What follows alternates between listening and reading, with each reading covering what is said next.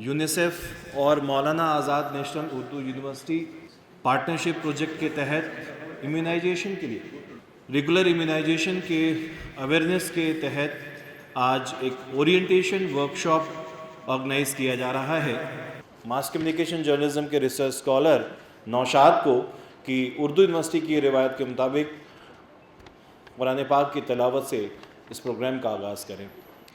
اعوذ باللہ من الشیطان الرجیم بسم اللہ الرحمن الرحیم. ألم تر كيف فعل ربك بأصحاب الفيل ألم يجعل كيدهم في تضليل وأرسل عليهم طيرا أبابيل ترميهم بحجارة من سجيل فجعلهم كعصف مأکول. صدق اللہ العظیم. بہت شکریہ. یہ نوشاد تھے جو قرآن پاک سے اس پروگرام کا آغاز کر رہے تھے.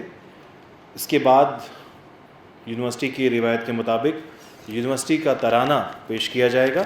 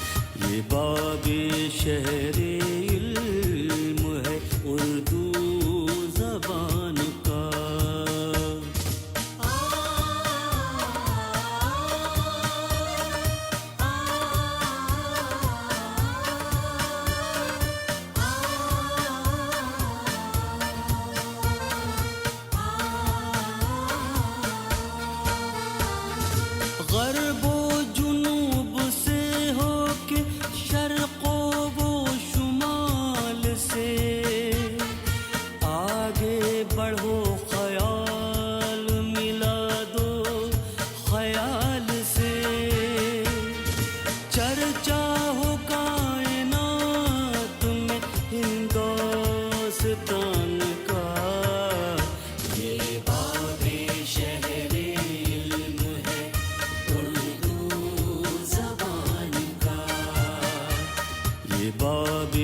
شہر علم ہے اردو زبان کا.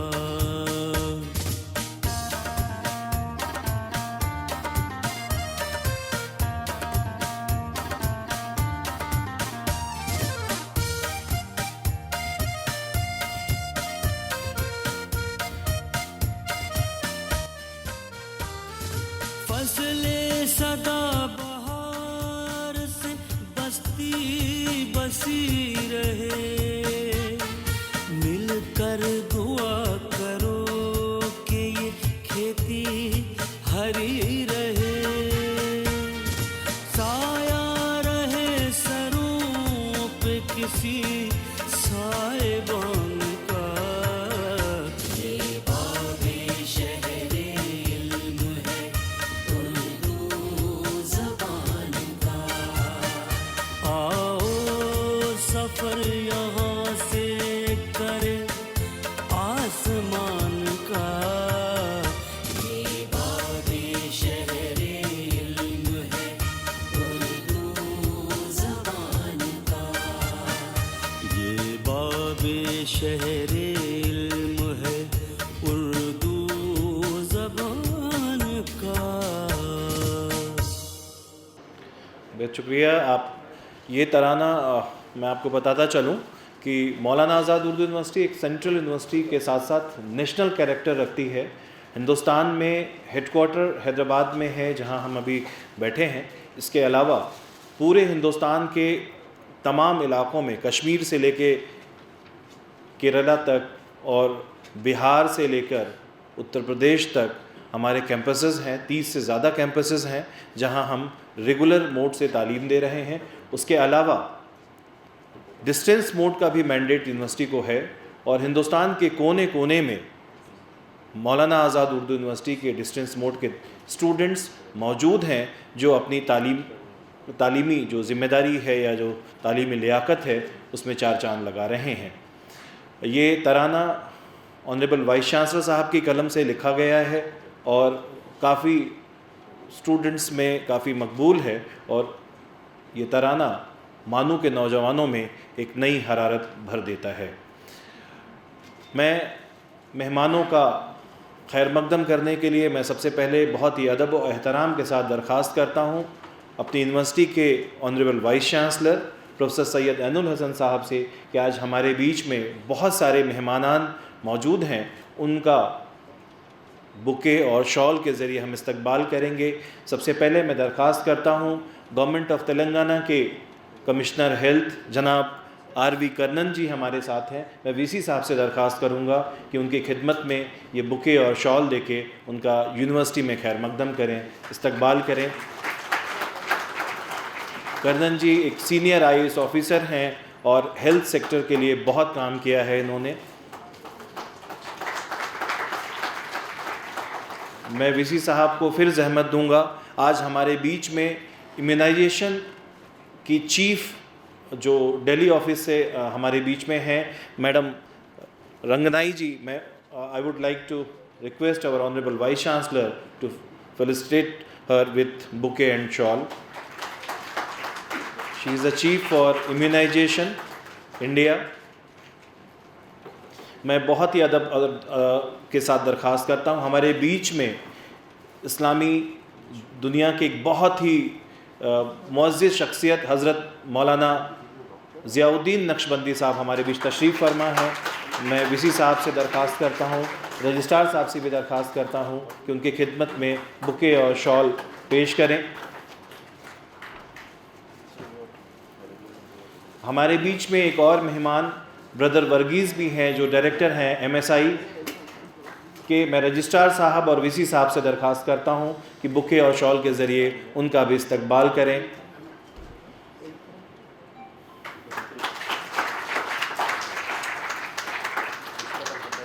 میں رجسٹرار صاحب سے درخواست کرتا ہوں کہ وی سی صاحب کی خدمت میں بھی ایک بکے اور شال پیش کریں تاکہ آفیشیلی ہم اپنے جو لیڈر ہیں, ہم سب کے سربراہ ہیں, ان کے ہی ادارے میں استقبال کریں.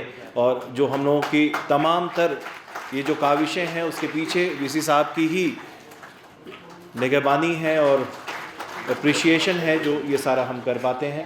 میں مبشر جمال جو اس پروجیکٹ کوآرڈینیٹر ہیں ان سے درخواست کروں گا کہ ہمارے رجسٹرار صاحب کی بھی خدمت میں بکے اور شال پیش کر کے ان کا استقبال کریں.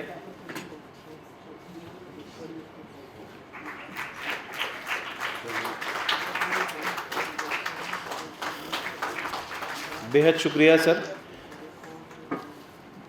آلریڈی ہم تاخیر سے شروع کر رہے ہیں. میں معافی کے ساتھ پروگرام کو آگے بڑھاتے ہوئے بہت سارے رسومات کو کٹ شارٹ کرتے ہوئے میں مختصر میں بتاتا چلوں کہ آپ سب جانتے ہیں کہ صحت ایک بہت بڑا مسئلہ ہے اور اسے ٹھیک رکھنا ہم سب کی ذمہ داری ہے. بات جب بچوں کی صحت پہ آتی ہے تو شاید ہم زیادہ فکر مند ہو جاتے ہیں. بچوں کا صحت مند ہونا پوری فیملی کا سکون کی وجہ ہوتی ہے. اگر بچہ صحت مند ہے، اگر بچے میں کسی طرح کی پریشانی بیماری ہے تو پوری فیملی پورا خاندان پریشان ہوتا ہے. اس کی وجہ سے گورنمنٹ آف انڈیا، ہماری تلنگانہ گورنمنٹ، یونیسیف، WHO سب کی مشترکہ کوشش ہے، جوائنٹ ایفرٹ ہے کہ ہمارے بچے صحت مند ہوں. اس کے لیے ہمارے سائنٹسٹ حضرات نے، ڈاکٹرز نے بہت لمبے وقت تک ریسرچ کر کے بہت سارے امیونائزیشن کے لیے ویکسینز بنایا ہے، اس کی ڈراپس تیار کی ہیں جس کے ذریعے ہم اپنے بچوں کو بیماریوں سے محفوظ رکھتے ہیں. آپ سب جانتے ہیں کہ معاشرے میں بہت مت ہے، بہت سارے کنفیوژنس بھی ہیں. ان چیزوں کے ازالے کے لیے، ان کو دور کرنے کے لیے، کیونکہ ہم سب جانتے ہیں کہ یہ جو جراثیم ہیں یہ جب تک پوری دنیا سے ان کا خاتمہ نہیں ہوگا ان کا حملہ رکے گا نہیں. اس لیے دنیا کے ہر بچے تک پہنچ ہو ہمارے ان ویکسین کی، ان کو ویکسین دیا جائے تاکہ وہ ان بیماریوں سے محفوظ رہ سکیں. الٹیمیٹ گول تو یہی ہے، چاہے وہ یونیسیف کا مقصد ہو، WHO کا مقصد ہو، گورنمنٹ آف انڈیا کا مقصد ہو یا گورنمنٹ آف تلنگانہ کا مقصد ہو. اس ضمن میں بتاتا چلوں کہ یونیسیف کے ساتھ مولانا آزاد اردو یونیورسٹی نے ہمیشہ اس طرح کے پروگرام میں لبیک کہا ہے. ہم نے پہلے بھی 2019 میں بھی حیدرآباد کے 40 علاقوں میں امیونائزیشن کو لے کے ہم نے بہت سارے پروگرام کیے. 1.5 سال تک یہ پروجیکٹ چلا جس کے تحت بہت سارے کھٹے میٹھے تجربے بھی ہوئے، بہت سارے ایسے ایکسپیرینسز بھی ہوئے جہاں ہم لوگوں نے جو لوگوں کی مت تھی اس کو نہ کیول ڈاکٹرز کے ذریعے بلکہ ہمارے مذہبی رہنماؤں کے ذریعے، ہمارے جو دوسرے اوپینین لیڈرز ہیں، جو کمیونٹی کے جو لیڈرز ہیں، ان کے ذریعے اس کا ازالہ کرنے کی کوشش کی. مجھے خوشی ہے کہ تب بھی 2019 میں بھی جب ہم نے یہ بات شروع کیا تھا تو حضرت مولانا مفتی ضیاء الدین نقشبندی صاحب کی سربراہ آپ کی قیادت میں وہ پروگرام ہوا تھا اور آپ نے کہا تھا سب سے پہلے کہ ویکسین لینا ضروری ہے. وہ تمام جو مت تھے اس کو دور کرنے کے لیے آپ نے قرآن اور حدیث کی روشنی میں بہت ساری کارآمد باتیں ہم سب کو بتائی تھیں اور جس کا بہت سارا اثر بھی ہوا. میں یاد کرتا چلوں تو اس نشست میں حضرت مولانا حامد خان صاحب بھی موجود تھے جو جماعت اسلامی کے چیف تھے. حضرت مولانا ظفر پاشا صاحب بھی تھے جو دارالعلوم حیدرآباد کے ذمہ دار ہیں. ان کے ساتھ ہی ساتھ آج میں یہ بھی بتاتا چلوں کہ مولانا آزاد اردو یونیورسٹی میں 70% جو اسٹوڈنٹس آتے ہیں ان کا بیسکلی وہ مدرسہ بیک گراؤنڈ سے آتے ہیں یا ریلیجس بیک گراؤنڈ سے آتے ہیں. جو اس میں زیادہ تر وہ ہوتے ہیں جو عالم ہوتے ہیں، یعنی مولانا جن کو کہتے ہیں، کچھ حافظ ہوتے ہیں، کچھ قاری ہوتے ہیں اور بہت سارے لوگ ایسے ہوتے ہیں جو دین کی بھی بہت اچھی معلومات رکھتے ہیں، جو کسی مسجد میں بھی خدمت انجام دیتے ہیں اور ساتھ ہی ساتھ اپنی پڑھائی بھی مکمل کرتے ہیں. اس لیے مجھے لگتا ہے کہ مولانا آزاد اردو یونیورسٹی ایک بہترین جگہ ہے. اس طرح کے جو مسائل کو دور کرنے کے لیے اگر کوئی اقدام کیا جاتا ہے تو سب سے بہترین جگہ حیدرآباد میں شاید مولانا آزاد اردو یونیورسٹی ہے. آج کے اس پروگرام میں ہمارے بہت سارے مذہبی رہنما موجود ہیں، کمیونٹی لیڈرز موجود ہیں، انفلوئنسرز موجود ہیں، ہمارے میڈیا کے بہت سارے ساتھی یہاں موجود ہیں جو الگ الگ اداروں سے آئے ہیں، آرگنائزیشن سے آئے ہیں. ساتھ ہی ساتھ اس بار ہم نے کیول مسجدوں کے امام اور مؤذن حضرات کو ہی دعوت نہیں دی ہے. ہم نے اس بار مسجد کی جو مینجمنٹ کمیٹی ہے، انتظامیہ کمیٹی ہے، ہم نے ان کے ذمہ داروں کو بھی بلایا ہے. हमने कई सारे ऐसे सोशल तंजीमों को भी बुलाया है जो कम्युनिटी के बीच में काम कर रहे हैं। साथ ही साथ आज के प्रोग्राम में बहुत सारे मेडिकल प्रैक्टिशनर भी हैं जो कम्युनिटी से जिनका ताल्लुक़ है, कुछ लॉयर्स भी हैं, एडवोकेट्स भी हैं, कुछ ब्यूरोक्रेट्स भी हैं जो आज यहाँ तशरीफ़ रखते हैं, और स्टूडेंट्स भी हमने उनको बुलाया है। इसमें ख़ास तौर से वो स्टूडेंट्स हैं जो एनएसएस में या एनसीसी में सोशल वर्क का काम करते हैं, जिनके लिए 240 घंटे सोशल वर्क करना ज़रूरी है। वो स्टूडेंट्स भी आज यहाँ मौजूद हैं क्योंकि यही कम्युनिटी में जाते हैं और जो अवेयरनेस प्रोग्राम है बेसिकली यही हमारे ब्रांड एम्बेसडर होंगे। तो मैं अपनी बात को थोड़ा मुख्तसर करते हुए now I would like to invite our special guest doctor Ranganai Mathema, who is a immunisation specialist, India Country Office, Delhi. Please give us your remark on UNICEF vision to support immunization program in India. Please welcome Dr. Rangnai Mathena. Thank you, sir.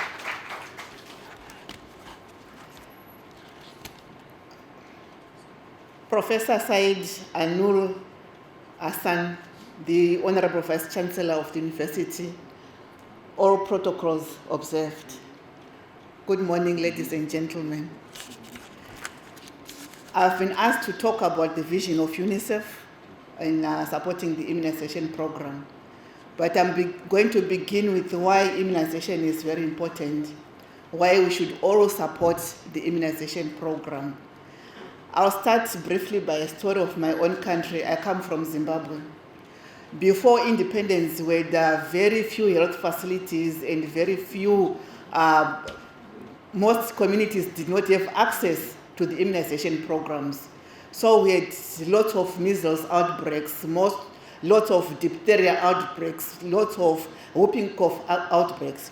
When we got our independence and the government then made access to immunization very possible, we actually had a measles season. We knew that from August to December we'll be having measles outbreaks. Lots of children were dying. We had lots of cases of measles. But when the immunization program took root, we began to see the coverage improving, more children accessing immunization, and the cases of measles going down, and the period of outbreak increasing. Instead of every year, it was now 2 years, it was now 3 years, 5 years before we had an outbreak, and 10 years before we had an outbreak. That's how important immunization program is. It reduces the incidence of disease. It reduces the deaths that occur in children because of vaccine preventable diseases. Right now we have doctors who have never seen a case of diphtheria. That's how successful the immunization program is. When we were celebrating the immunization at 50, we realized that the immunization program had saved 150 million children from death and prevented many more millions of children from disease and disability. And we're told that every minute 50 children are saved because of immunization. So this is why we should all support the immunization program, because we want to save our future. The children are our future. We want to save them. We want to make sure that they enjoy a good, healthy life with no disability. I've seen children go blind because they've had measles. I've seen children go deaf because they've had measles. I've seen children become paralyzed because they've had polio, and mothers lamenting, if only we'd vaccinated our children. So we need to ensure that every child has access to the vaccination program. Even as parents, you also realize the importance of vaccination. When a child is ill, you have no rest in the family. You will take time off from your job to go with the child to the hospital. You are losing money. The child will not go to school. He is missing school. So when we vaccinate the child and there's no illness, we are winning on several fronts. Our child become healthy. Measles and malnutrition also go hand in hand. They become ill, they don't eat well, they become malnourished. when they are malnourished, they don't, even if they are vaccinated, the antibodies don't get produced well, they still get ill. So we need to ensure that from birth, we are looking after our children. They are delivered. Breast milk is the first vaccination in a child's life. Breastfeed them, then take them for immunization, and they become healthy. Vaccines are safe. We have bodies in the country that ensure that the vaccines that are given to our children are safe. We have the National Technical Advisory Group on Immunization here in India. It ensures that every vaccine that is used in this country is safe. They follow through all the documents from the manufacturers and identify what procedures should be taken to make sure that surveillance of any side effects is going on. We have adverse events following immunization committees that ensure that any side effect that is being reported is monitored. If it is serious, it is investigated. So there's no need for us to be afraid of the vaccines that are being given in the country. I'm sure you remember that Nigeria was the last country in Africa to be certified polio-free. There was a derailment in the polio vaccination program in 2003 when there was a cleric who stood up and said the polio vaccine was not safe. And a lot of families stopped vaccinating their children, and the wild polio virus spread like fire in Nigeria and even across the borders. There was a delegation that had to be formed for the religious leaders in Nigeria to come to India, South Africa, and Indonesia to observe how the vaccines were being manufactured. And it was only after they were convinced that the vaccines were safe that they went back and told their constituencies that the vaccines were safe and vaccination resumed. So we rely on you to inform correctly your constituencies that it is safe to vaccinate the children. It is safe for the mothers to get vaccinated. Vaccination is not going to stop with mothers and children only. Right now, we have vaccines that are going to be introduced to adolescents, the HPV vaccine. Cervical cancer is one of the deadliest cancers that affect women, and we need to ensure that our children are protected against it. If vaccines were adequate, if our countries were rich enough, every child, boys included, would be vaccinated against HPV. So we need to ensure that we take, advantage of those introductions. Right now in Africa, malaria vaccine has been introduced. I'm sure when there are adequate vaccines available, even India will also introduce a malaria vaccine. We have adult BCG that will be coming along because we want to ensure that TB has been eliminated. So it is only when we talk to our constituencies, we make sure that every woman, every man understands the need for vaccination, that will be able to eliminate a lot of diseases that are vaccine preventable. A lot of funds are used not only by the family, but by the government as well, to ensure that the children are treated. All that, those funds that are utilized to treat a disease could have been utilized more profitably to upgrade the standards of living, ensure that there is development in the country, rather than putting them in the treatment of something that is preventable. We also have India has been certified polio-free, but you find we still have to vaccinate against polio. Why? Because we have countries like Pakistan and Afghanistan, where wild polio virus is still there, so we need to continue vaccinating our children. Even when they have been certified free, we have to wait a few years before we are totally sure that there is no more wild polio virus in the world. It has been eliminated. After that, every country will make sure that all the children will get what we call IPV, that's the injectable side of polio vaccine. So it is our role to identify any child that has not been vaccinated, convince the child, the parents to take the child for vaccination. Measles vaccine, let me talk a bit more about measles vaccine, is only 85% effective, which means out of 100 children, 15%, even though they've been vaccinated, will not develop antibodies against measles, which means every country has to ensure that at least 95% of their children have been vaccinated. It is only then that the measles disease will be eradicated and we won't have any outbreaks of measles. So my purpose here today is to appeal to you to ensure that when you talk to families, when you talk to fathers, both in some communities, it is the father's role to make decisions of whether the child is going to be vaccinated, whether the mother is going to take the child to the health facility, or she is going to take herself to the health facilities. Convince every husband, every mother-in-law how important it is for the women and children to access the vaccination services. You are a key partner as religious leaders in fighting against vaccine-preventable diseases. So we appeal to you that you take your role seriously, talk to the parents, identify children that have been left out. Our vision as UNICEF in the support of the immunization program is to ensure that no child has been left behind. And you can be sure that no child has been left behind when we know how many children we have in our constituencies.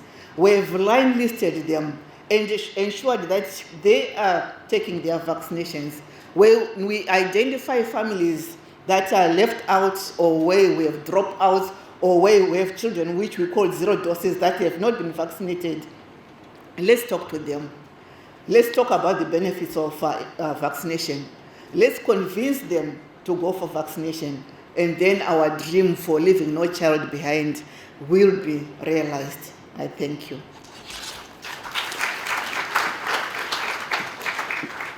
Thank you ma'am, doctor Ranganai Mathema ma'am. आज मैं बताता चलूं कि हमारे बीच में एक बहुत ही हैदराबाद से जिनका ताल्लुक़ है, सोशल मीडिया इन्फ्लुएंसर कह सकते हैं, जिन्होंने बहुत सारे इनकलाब लाए हैं सोशल मीडिया के ज़रिए ज़मीनी सतह पर। जनाब अबू अमल साहब हमारे बीच में हैं, हम चाहेंगे तालियों से आप सब उनका इस्तकबाल करें। मिलियंस में इनके वीडियोज़ पूरे दुनिया में देखे जाते हैं और इस तरह के फलाही कामों के लिए आपकी शिनाख्त होती है। तो मैं आपका भी दिल की गहराइयों से खैर मकदम करता हूँ, इस्तकबाल करता हूँ। हमारे बीच में कई और बहुत सारे आज मेहमान तशरीफ़ फरमा हैं। ख़ास तौर से मैं ज़िक्र करना चाहूँगा जनाब अब्दुल रहमान बिन महमूद साहब का, जो जामा मस्जिद एसी गार्ड के चेयरमैन ऑफ द मस्जिद कमेटी हैं, जिन्होंने बहुत एक नया तजर्बा किया है। मस्जिद को उन्होंने सेंटर बनाया है इस तरह के हेल्थ और मेडिकल और तमाम चीज़ों के लिए। तो मुझे लगा एक रोल मॉडल है, और जो इस तरह के अगर चेयरमैन प्रेसिडेंट होंगे तो मस्जिद का भी हम इस्तेमाल करेंगे इस तरह के अवेयरनेस प्रोग्राम में। आज हमारे बीच में डॉक्टर मोहम्मद अहमद अली खान साहब, जो चेयरमैन और मैनेजिंग डायरेक्टर हैं फेम सिटी हॉस्पिटल के, जो तमाम माइनॉरिटी एरिया में काम कर रहे हैं, उनका भी काफ़ी पॉजिटिव रोल रहता है, इम्यूनाइजेशन को लेके बहुत कंसर्न रहते हैं। वो भी आज हमारे बीच में हैं, हम आपका भी बहुत ही इस्तकबाल करते हैं, खैर मकदम करते हैं। जनाब शेख मोहम्मद मुस्तफ़ा साहब भी हमारे बीच में हैं, जो मुस्तफ़ा हेल्पिंग फाउंडेशन के नाम से जिनकी तंजीम चल रही है, और ख़ास तौर से मुस्लिम कम्युनिटी में जो इस तरह के फलाही काम हैं उसे उनकी क़यादत में अंजाम दिया जा रहा है। ऐसे तो बहुत सारे नाम हैं जिनको मैं ज़िक्र करता चलूँगा। ख़ास तौर से आज हमारे बीच में डायरेक्टर उर्दू एकेडमी शेख लियाकत हुसैन साहब भी यहाँ तशरीफ़ फरमा हैं, मैं उनका भी इस्तकबाल करता हूँ, खैर मकदम करता हूँ। मैं प्रोग्राम को आगे बढ़ाते हुए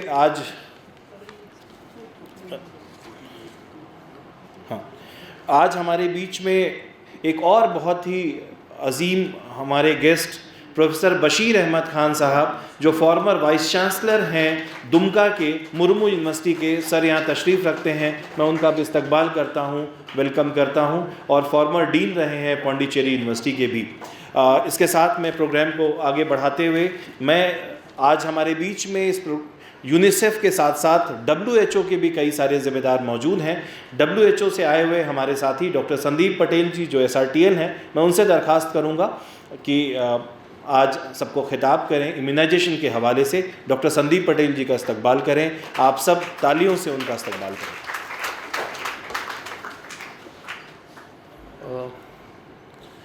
माननीय वाइस चांसलर सर, माननीय कमिश्नर सर और माननीय सभी डिग्नेटरीज जो डाइस पे हैं और सभी जो गेस्ट आए हुए हैं और जितने लोग भी हैं इस प्रोग्राम में जुड़ेंगे.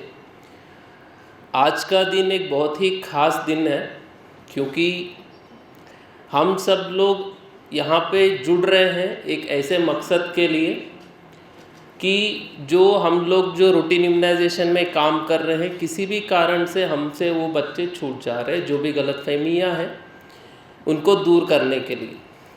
और जो हमारे बच्चे प्रोटेक्टेड हैं वो तो प्रोटेक्टेड है ही, और जो छूट जाते हैं वो और ज़्यादा रिस्क पे चले जाते हैं क्योंकि प्रोटेक्टेड बच्चे तो है और वायरस और जो बैक्टीरिया जो भी है, देखिए जो भी जीव है, जो वायरस हो बैक्टीरिया हो, अपना पूरा जी जान लगा देता है कि अपना अस्तित्व उस दुनिया से ख़त्म ना हो. ठीक है, तो इसीलिए वो वायरस उन्हीं को पकड़ेगा जो अनप्रोटेक्टेड है. तो इसीलिए ये और इम्पोर्टेंट प्रोग्राम हो जाता है.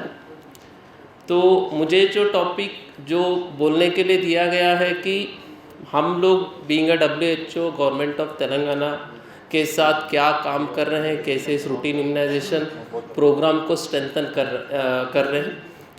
बेसिकली हमारा रोल ये रहता है कि हम जो भी इम्यूनाइजेशन प्रोग्राम है उसको टेक्निकल सपोर्ट देते हैं और कोई भी अगर न्यू वैक्सीन आती है उसकी रोल आउट में टेक्निकल सपोर्ट देते हैं.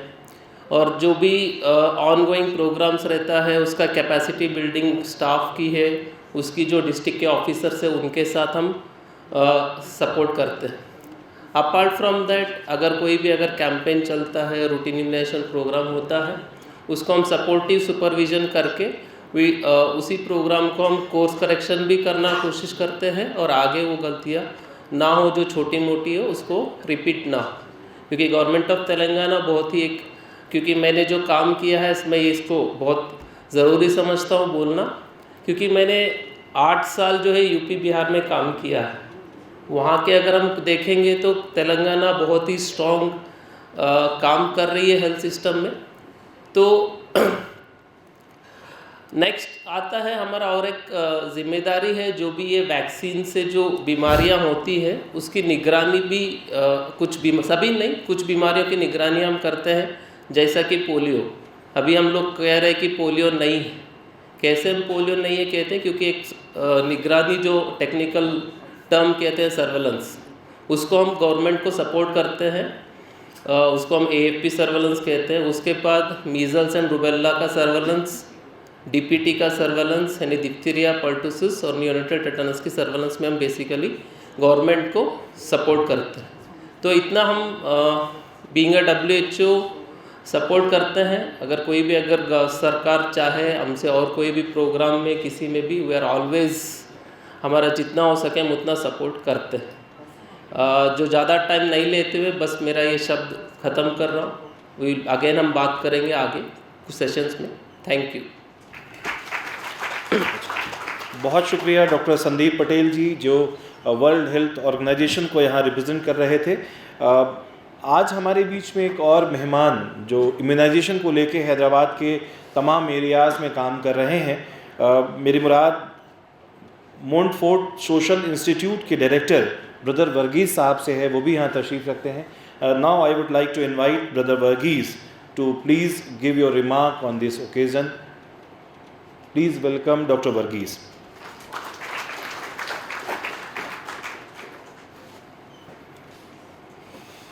Dr. Rankanai Mathena of the UNICEF, Sri R.V. Karnan, Director, Health and Family Welfare, Government of Telangana, Professor Syed Amul Hassan, the Vice Chancellor of this distinguished university. It's a very beautiful campus and a very beautiful university. It's my privilege to be visiting this place the first time.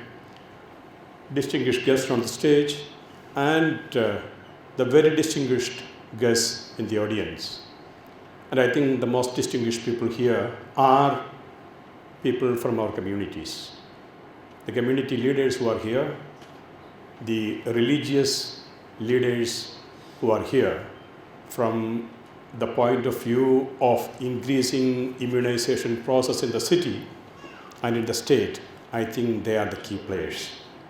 I represent the civil society organizations, and I come from an organization called the Montfort Brothers of St. Gabriel, which is a very old organization really in India.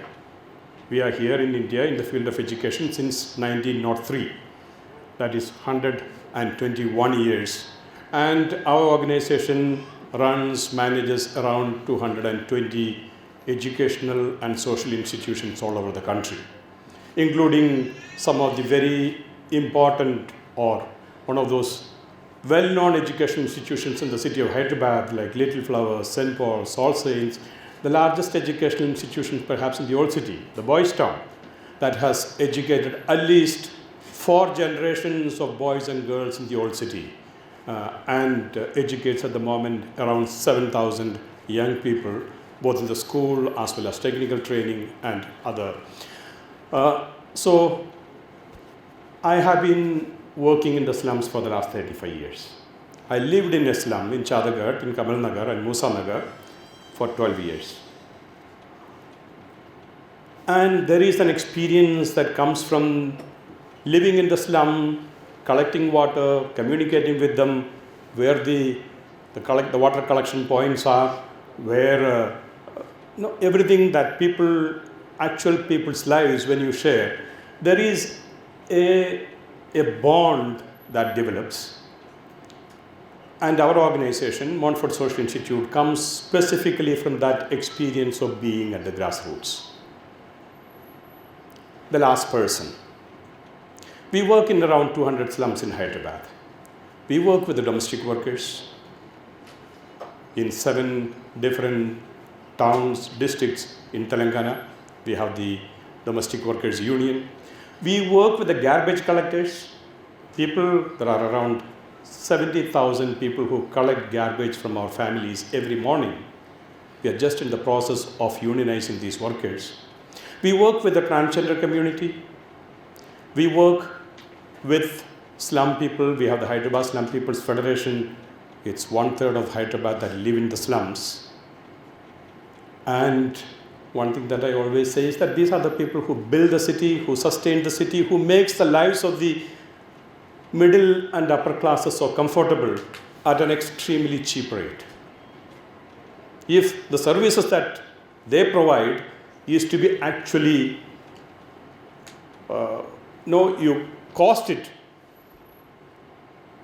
to send a few grams of parcel to some destination in the city, it will cost you 80 rupees, 90 rupees. Now there are 70,000 people who come to your houses, collect your garbage every day, every morning, or every alternative day, and what they get is 100 rupees. So in other words, we have a city, we have a culture of near enslavement, and people that we are actually targeting in the immunization process is these very people, the last persons. I think it is important that all of us who are here thinks from their perspective if immunization is to be effective. What goes through their minds and hearts when we tell them, okay, you take this vaccination, this vaccination, this vaccination. Make their lives sustainable. Make their lives, give them dignity and respect.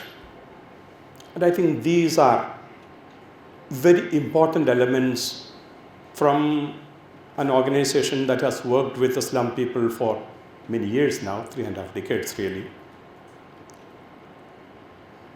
Dignity, respect, equality, and sustainability. These are extremely important.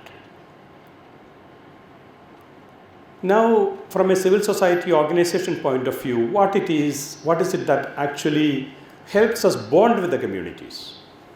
What is it that makes us acceptable? Often the civil society organizations play a link role between the government, between other organizations, global organizations like WHO, global organizations like the UNICEF, and the community. What is it that make the civil society organizations effective? The first thing I think is credibility. If people are to believe you, you should have been with the community long enough to believe, for people to believe that you are believable. That you will not say something and then scoot away. Will not run away offering something. So consistent presence with the communities that builds a credibility and consistency, this I think is very, very important. A second important element that makes civil society organizations, for that matter any organization, I think including the government and government agencies, it's the ability to communicate. Communicate with people at a level that they can understand. Something that for me personally, someone who has lived in Islam for 12 years, built up a movement called Campaign for Housing and Tenure Rights, the first housing rights campaign. Now we are in the process of building a campaign called Zero Evictions.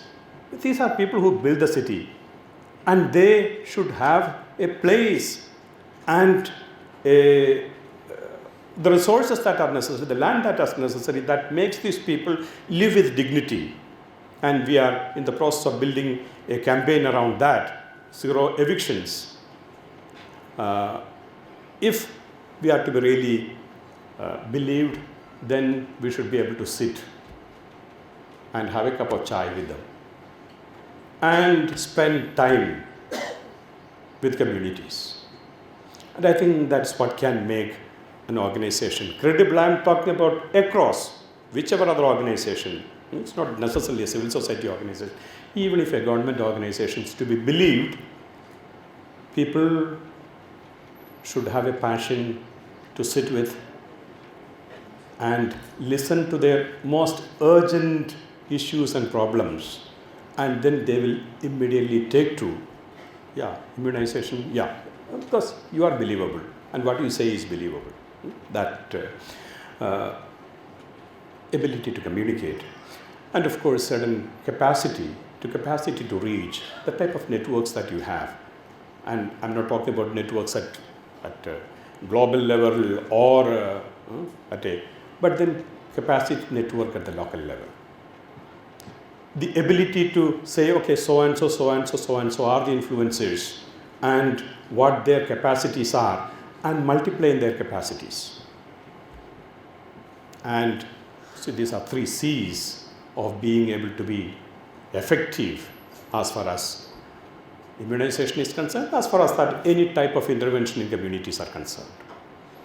And of course, the fourth is 1O, how organized you are. And here again, I'm not talking about organization at the peripheral level, at the state level or city level. I'm talking about the ability to organize at the grassroots.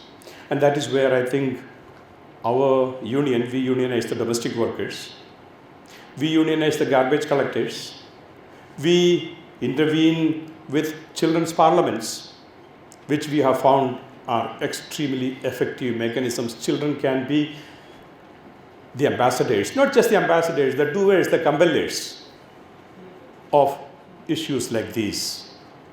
The ability to organize at the grassroots level so that we become believable presence in the community, and that I think can be the mark.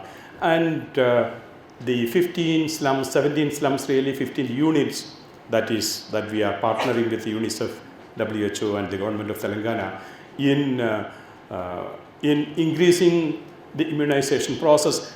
We have coordinators taken from each of these communities, and one thing that they have promised, along with the leaders who are here from all these 15 community units.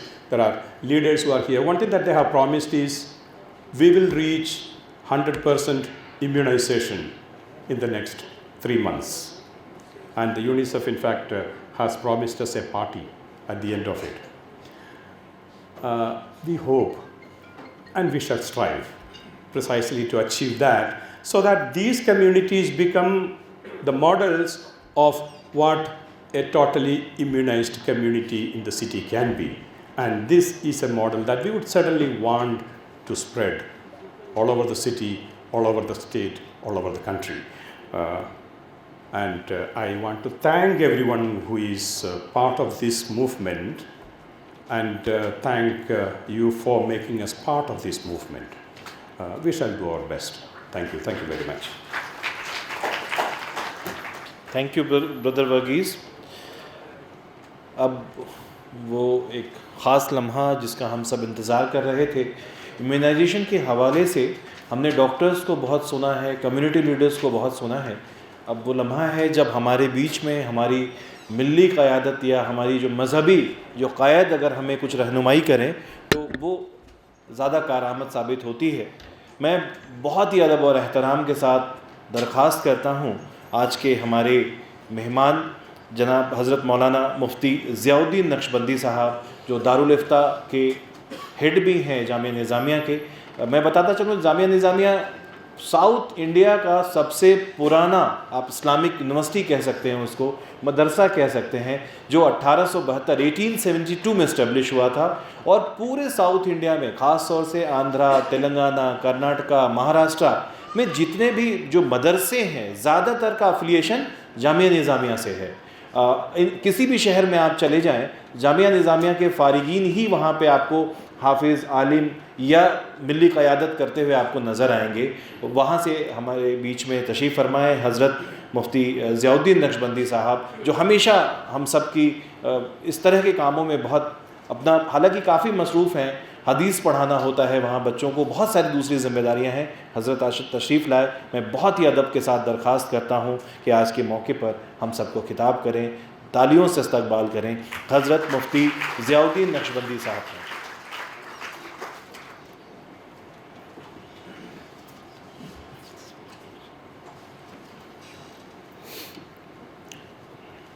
السلام عليكم ورحمة الله وبركاته. الحمد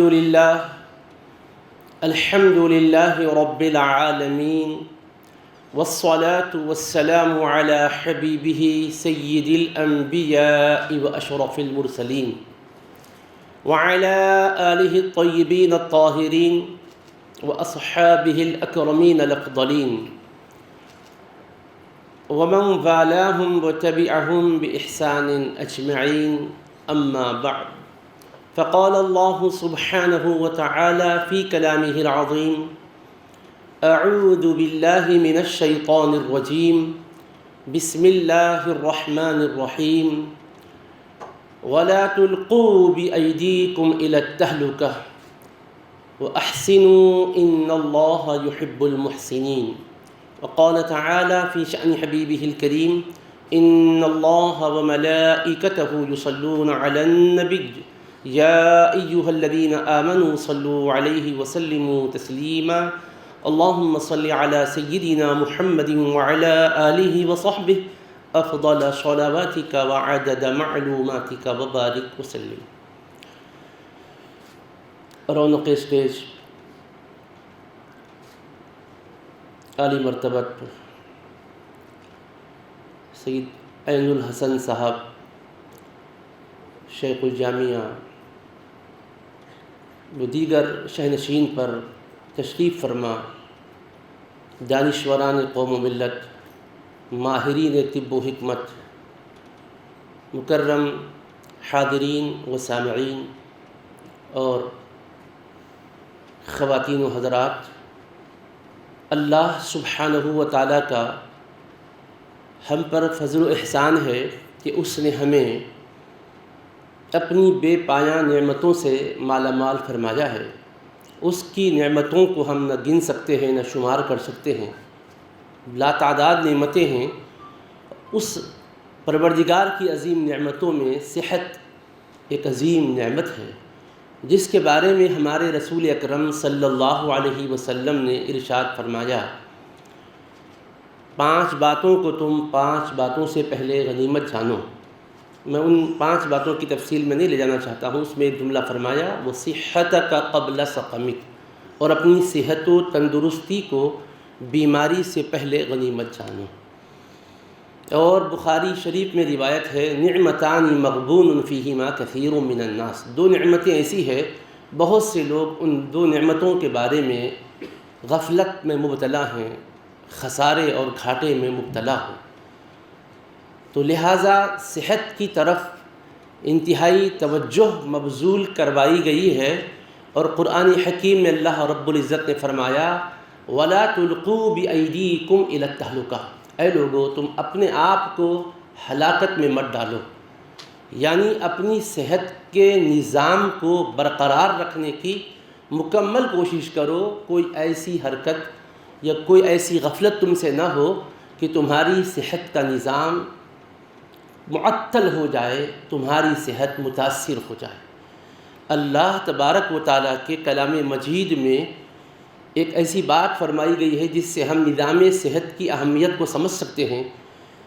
حج یا عمرے کو جانے والے احرام کی حالت میں ہوتے ہیں، ان کو فرمایا گیا کہ وہ سر کے بال نہ مونڈیں، مگر ایک مرحلہ ایسا بھی آتا ہے کہ سر میں تکلیف ہے اور جوئیں پریشان کر رہی ہے، تو ایسی صورت میں ان کو صبر کی تلقین نہیں کی گئی ہے۔ قرآن کہتا ہے، وَلَا تَحْلِقُوا رُؤُوسَكُمْ حَتَّى يَبْلُغَ الْهَدْيُ مَحِلَّهُ، کہ سر کے بال اس وقت تک نہ مڈاؤ جب تک کہ قربانی اپنے مقام کو نہ پہنچے، یعنی جب تک تمہاری یہ عبادت مکمل نہ ہو۔ لیکن اس کے ساتھ فرمایا، فَمَنْ كَانَ مِنْكُمْ مَرِيضًا أَوْ أَدَمْ مِنْ رَأْسِهِ أَوْ بِهِ أَدَمْ مِنْ رَأْسِهِ فَفِدْيَةٌ مِنْ صِيَامٍ أَوْ صَدَقَةٍ أَوْ نُسُكٍ، اگر کوئی تم میں بیمار ہو یا سر میں جوئیں ہونے کی وجہ سے تکلیف میں مبتلا ہو، تو دیکھیے بال منڈانا منع کیا گیا ہے کیونکہ احرام کی حالت میں ہے تم، مگر ایسی صورت میں فرمایا جا رہا ہے کہ وہ بال مڈا لے اور فدیہ دے دے۔ تو کیا سمجھے آپ کہ نظام صحت کا اتنا لحاظ، علاج معالجے پر اتنی تلقین کی گئی کہ عین عبادت کے مرحلے میں جس سے منع کیا گیا، اگر وہاں تکلیف لاحق ہو رہی ہے آپ کے بدن کو، جسم کو، وہ ظاہری طور پر جوؤں کی کیڑوں کی وجہ سے ہی ہو رہی ہو، تو فرمایا جا رہا کہ علاج یہ ہے کہ سر کے بال نکالو۔ کوئی اور طریقے سے بھی کنگھی کر کے اس کو دور کرو کہا جا سکتا تھا، لیکن چونکہ جوئیں پیدا ہوتی ہے میل کی وجہ سے اور بالوں کی جڑوں میں میل جم جاتا ہے، جب پورے سر کے بال منڈائے جائیں گے تو اصل سے علت نہیں رہے گی تو معلول بھی نہیں رہے گا، جس جگہ جو تکلیف ہے وہ اصل دور ہوگی تو پھر اس کے لیے قلب کو راحت ملے گی۔ تو اس سے اس کی اہمیت آپ سمجھ سکتے ہیں۔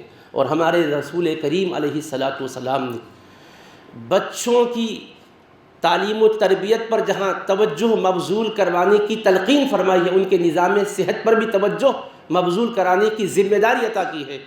ارشاد فرمایا ہے رسول کریم علیہ الصلاۃ والسلام نے، ان اللہ سائل کل راع عما استرعاہ احفظ ام ضیع حتی یسأل الرجل عن اہل بیتہ، کہ یہ ایسا معاملہ نہیں ہے کہ تم صرف ایک دنیاوی ضرورت کے تحت ہی اس پر توجہ مبذول کرو، اس میں غفلت ہوگی تو کل قیامت میں تمہارا پروردگار جیسے نماز، روزہ، زکوٰۃ، حج میں غفلت پر سوال کرے گا، تمہارے بچوں سے تمہاری غفلت بے توجہی پر بھی تم سے سوال کرے گا۔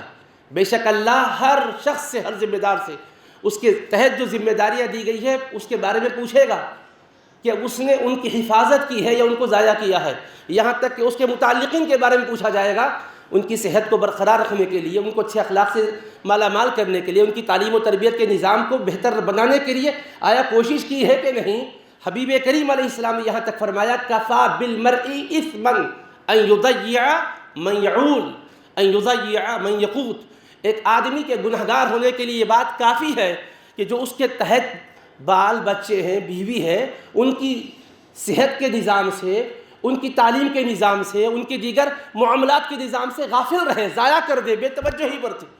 تیرے تحت تیرے بچے ہیں، بچوں کا تو مالک نہیں ہے، باپ ہے، سرپرست ہے، سربراہ ہے، ان کے کھانے پینے کا خیال رکھنا، ان کی صحت کا خیال رکھنا، صحت جسمانی، صحت روحانی کو تکلیف دینے والی کوئی چیز ہے تو پہلے لاحق بھی ہے تو دور کرنا، آگے خطرات جس سے پیدا ہو رہے ہیں، اندیشے ہو رہے ہیں کہ کہیں بیماری میں مبتلا ہو جائے گا، کہیں کوئی خطرناک وبا میں مبتلا ہو جائے گا، تو پہلے ہی سے پیش بندی کر لینا، پہلے ہی سے حفاظت کا بندوبست کر لینا۔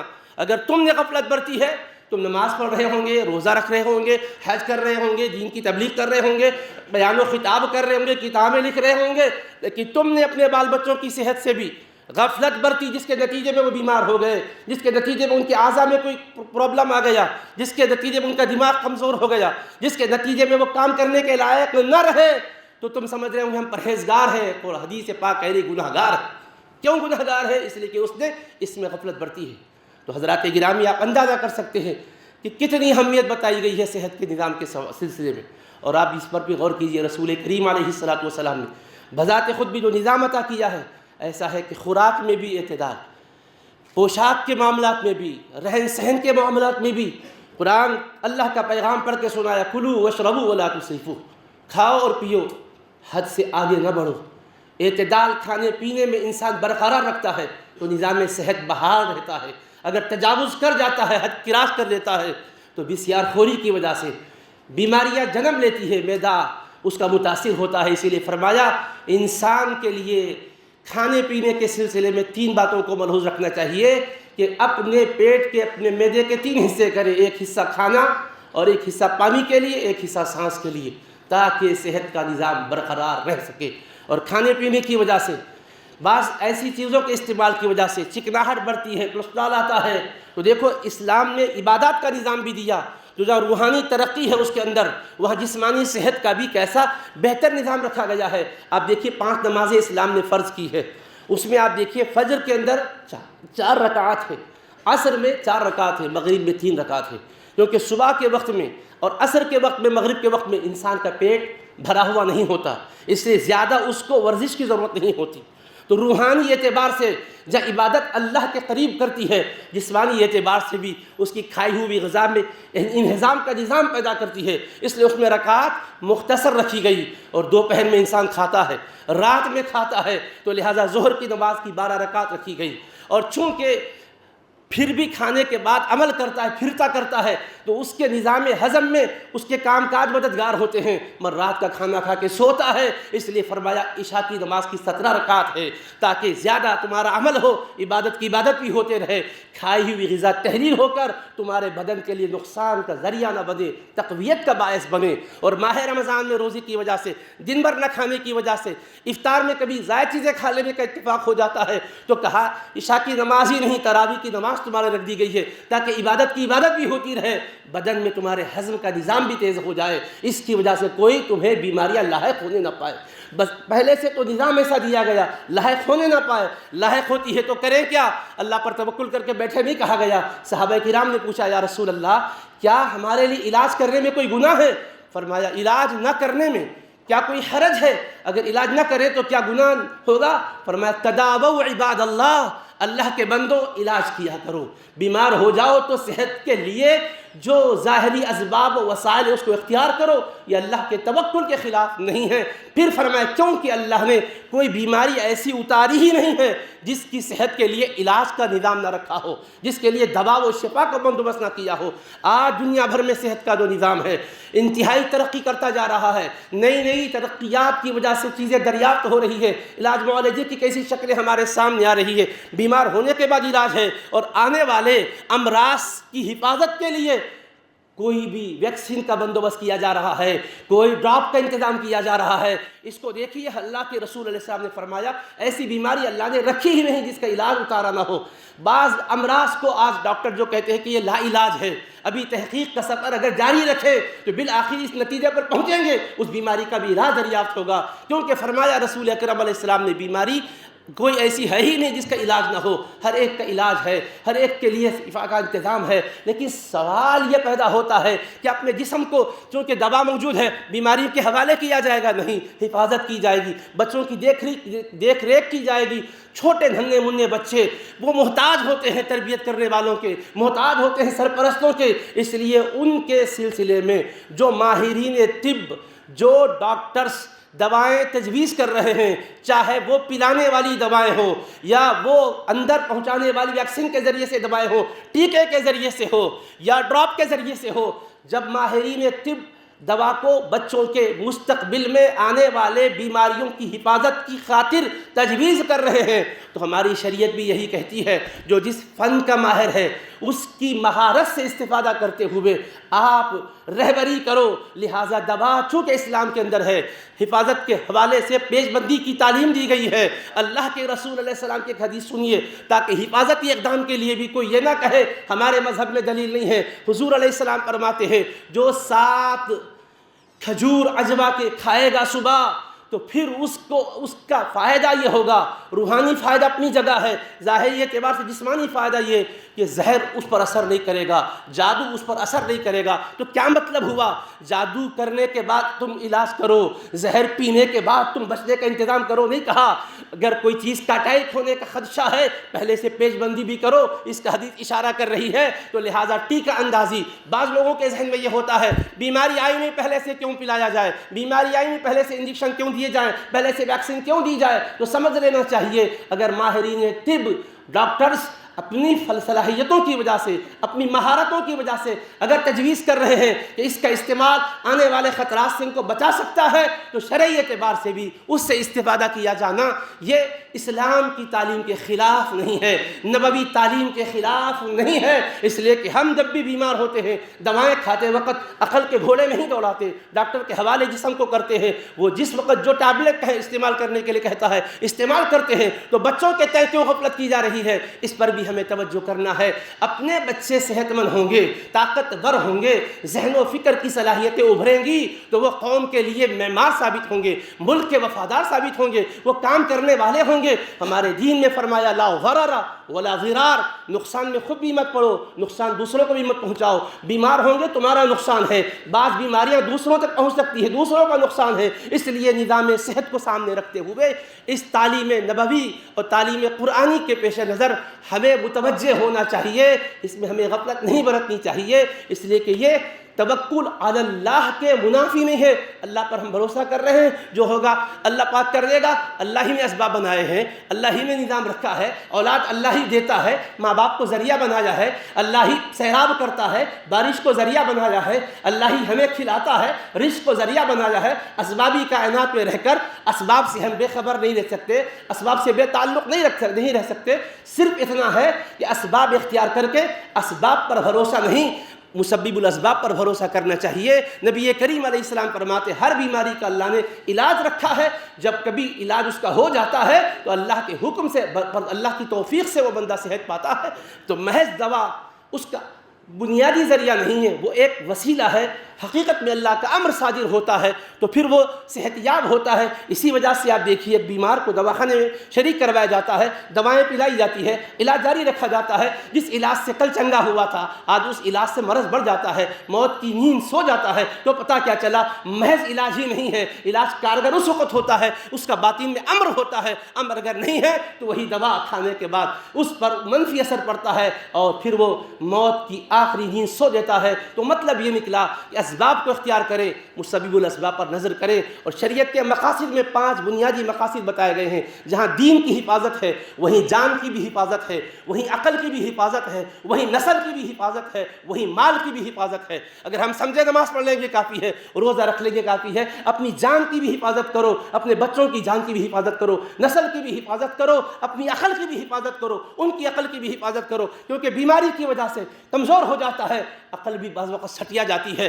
فیصلہ بھی صحیح طریقے پہ نہیں کر پاتا۔ اس لیے امراض موذیہ سے حفاظت کے لیے جو بھی تجاویز ماہرین فن جو ڈاکٹری کے ماہر ہیں وہ دیتے ہیں تو متدین اور امانت داروں کے اس تجویز کردہ دوا سے استفادہ کرنے میں شرعاً کوئی امر مانع نہیں ہوتا ہے۔ بہرحال کوئی لمبی تقریر کرنا میں نہیں چاہ رہا تھا، چند بنیادی باتیں آپ کی خدمت میں رکھنا چاہ رہا تھا۔ ہمارے ڈاکٹر فریاد صاحب کی خواہش پر اور یہاں کے حضرات کی خواہش پر، تو بہرحال عزیزان گرامی خلاصہ کلام یہ ہوا کہ ہمارے مذہب میں ہلاکت میں ڈالنا منع کیا گیا ہے، خود کو نقصان میں ڈالنا منع کیا گیا۔ ایک مثال آخر میں دے کر بات کو ختم کرتا ہوں۔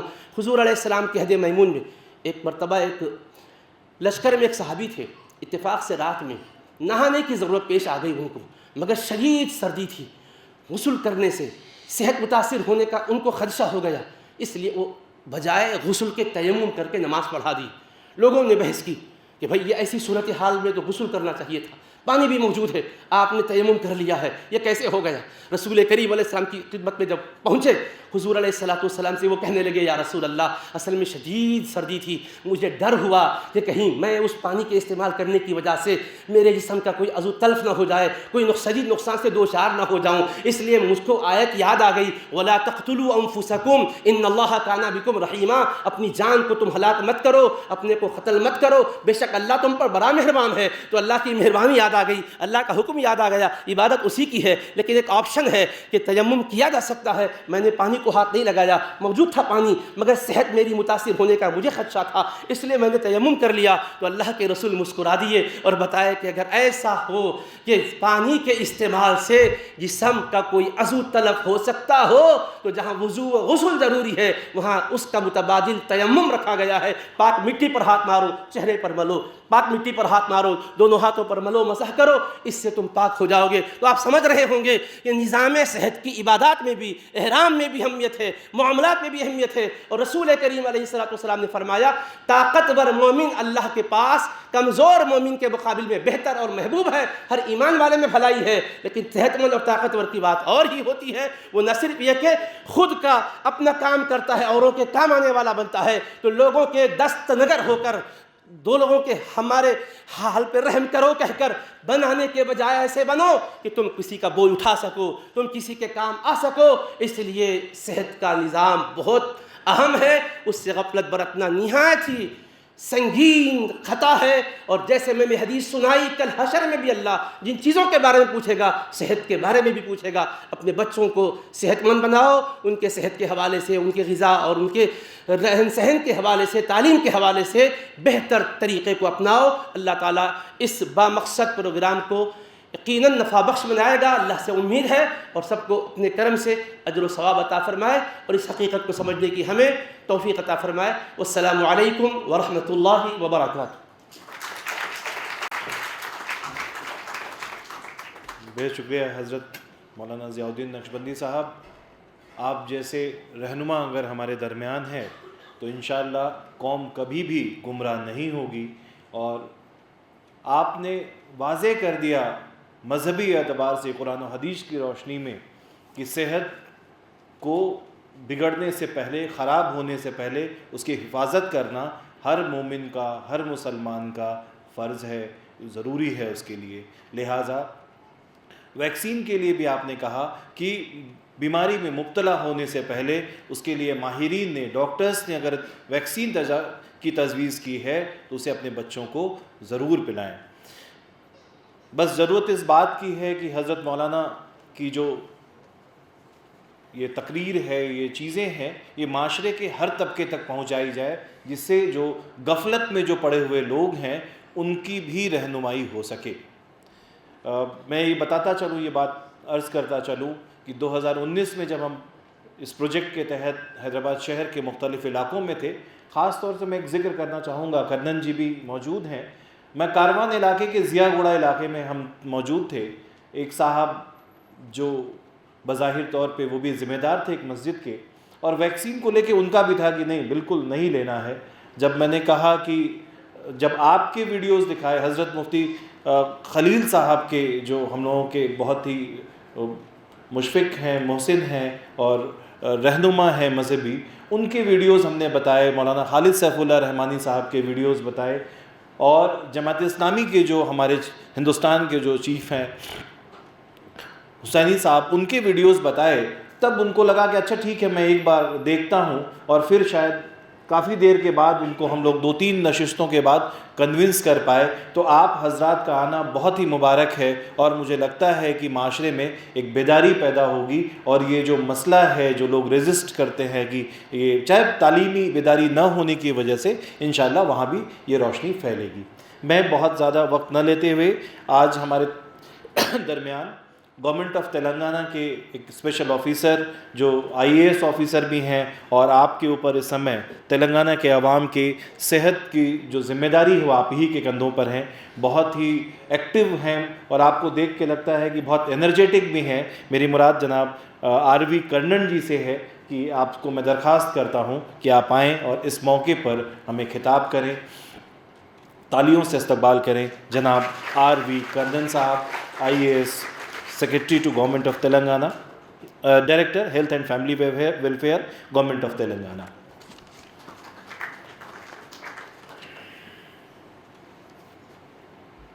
Thank you, Professor.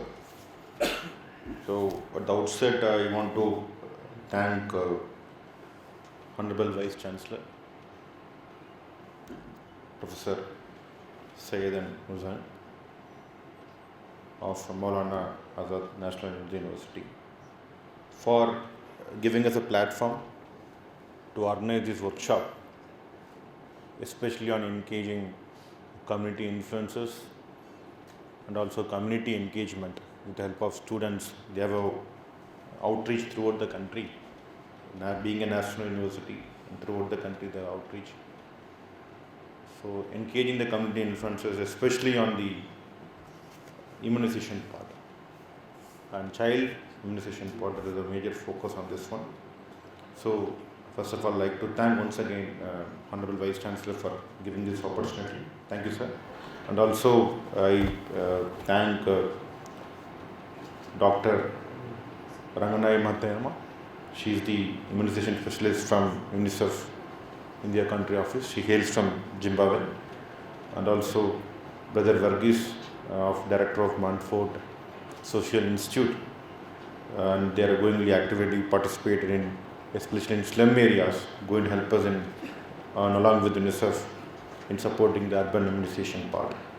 And also Mr. Mufti Zayadin, Head Darul Ifta Jamia Nazima Hyderabad, and also Mufti Umar Abidin, Director Madrasa, and also other dignitaries here, especially from UNICEF, WHO, from Government of India, and also my staff, everyone.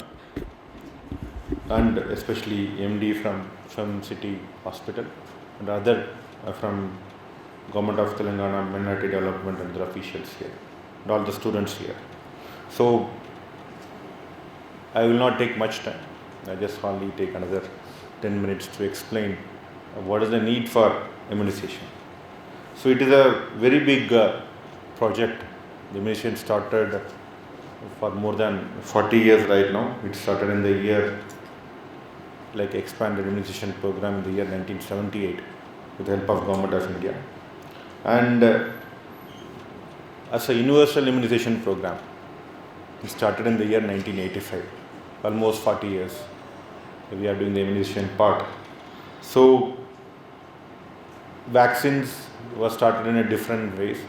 Like major focus on that time is about polio, diphtheria, and smallpox and other viral infections that was very detrimental to health. So without immunization, most of them would not be present here. We might also suffered with the disease, we might have also died. Immunization saved a lot of children. The maternal morbidity rate has reduced. Maternal death has reduced because of the improved services in gynec, improved facility in hospital, improved deliveries in the institutions, like any private or government hospital. Same way, the child mortality is reduced because of immunization. Without immunization, even a small viral fever, small diarrhea, dysentery, small typhoid, definitely it will make a detrimental for the health of the child.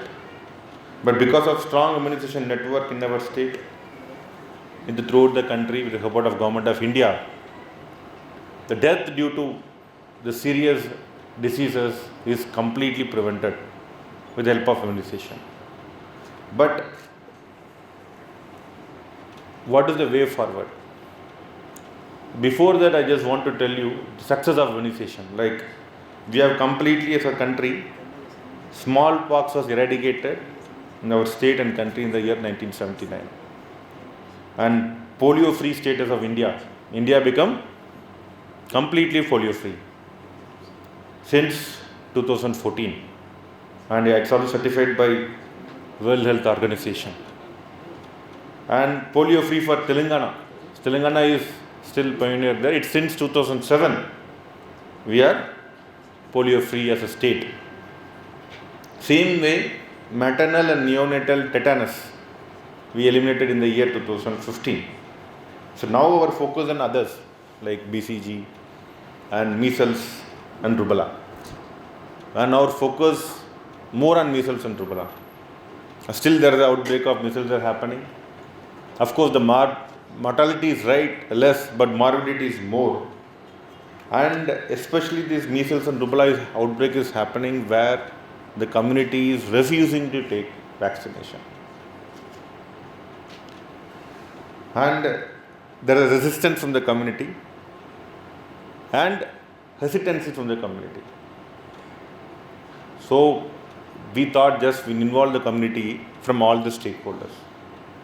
So we thought first we'll start from the National University. So we involved a major stakeholder of Maulana Azad National University with the help of the department here, mass communication. We want to engage with all the community influencers, whether it might be the religious leader there, he might be an influencer there, he might be a politician there, he might be the small time leader, he can influence the people. So we want to do in a big way. So why I am saying is there is a surge in certain cases like measles. For the past 23 onwards, after there's a gap of COVID time, all vaccination got a hit. Of course, major vaccination we gave, other vaccination we got a hit because of the availability of entire health machineries into COVID. So some gap has come and resulted in the measles outbreak is happening and people not coming for this one. Before going into detail about this one, I just narrate certain examples as a collector in some districts I have observed. When we started doing this MMR measles rubella program in a big way in a district, we involved all the schools and everyone. The program was going well. First day morning, one child, girl child, she couldn't eat food properly. She took the vaccine.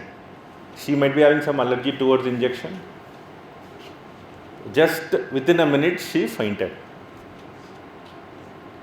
So entire WhatsApp university is bigger than our Maulana Azad University.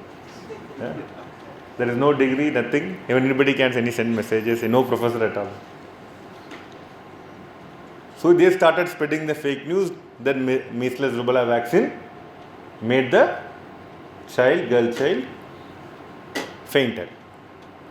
Any vaccination, any injection if you take, it takes minimum hours to react, hours to days.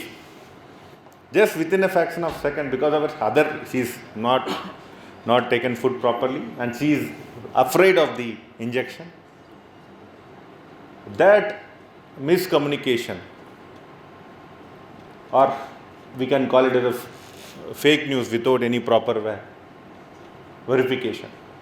That type of messages people started believing. They believe what comes in their WhatsApp message or Insta message or Twitter message than a doctor says or any authority says. So my request to all of us, that because most of the youths are here, please don't believe any type of forward messages without any authenticity. Just I told an example. Same thing, so many messages, some might have happened in long back somewhere. Now they forward it right now. This happened recently. So without authenticity, don't believe any false news, especially on health related aspect. And don't follow any Insta influencers without having any background, without having, he might be not a doctor, he is giving all doctor advices. He might be a normal engineer, but Insta, he is giving all health tips. So don't believe in all these things. But thus misinformation, that spreads fast like a forest fire, more than a correct information. So the community, want to engage the community, we should tell about the importance of immunization. Of course, certain incident might have happened. If we give millions of vaccine dose, might be one person or two person, they might have had some allergic issues. We call it adverse event. Doesn't mean that all remaining 99.9% will have allergic issues. And that's a procedure we follow. Any vaccination give, we'll observe them for at least 6 hours. Any allergic issues will take immediate action. Immediate action will be taken by the concerned health authorities. But some incident, somewhere one incident happened, they quote entire vaccine is like that. So that is the most important part. Vaccines have saved lives more than they have taken lives. They have saved millions and billions of lives. Not even taken 0.01% of lives. But we try to see the negative part. We not appreciate the positive part of this one. So that way community influencers will play a major role.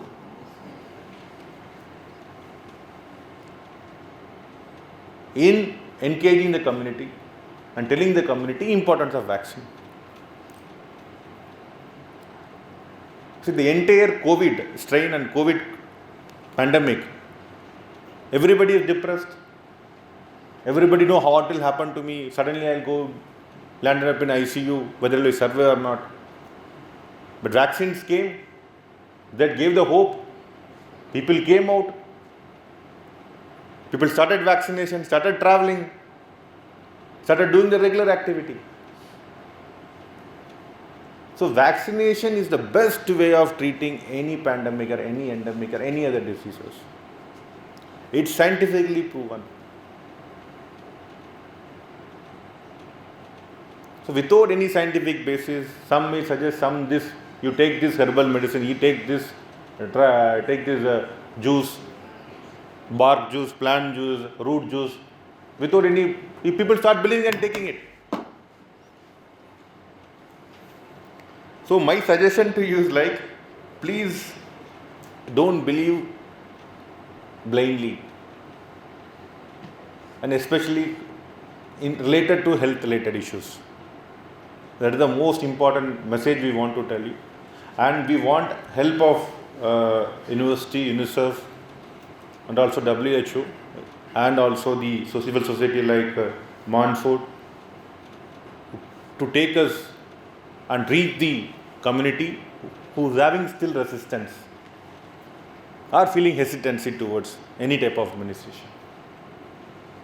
So that is the way we can achieve 100% immunization, and that's the way we can reduce the infant mortality, reduce the death of children because of certain diseases that can be completely preventable. So that is the most important thing we want to do. And we want to engage with religious leaders of all faiths, and we want to involve the local faith healers, local practitioners and local registered medical RMPs, and we want to involve huge way about Maulas, priests, and at mosques, dargahs, madrasas also we want to take part, because most of the children but studying, they need vaccinations, temples, churches, gurudwara and other religious places. So this is the most important activity we want to reach the community. The first step is to create awareness among the various stakeholders. So we thought it's the right step to start from here, so that we started this community engagement from this university, one of the prestigious national university in our country. So we thought from this one.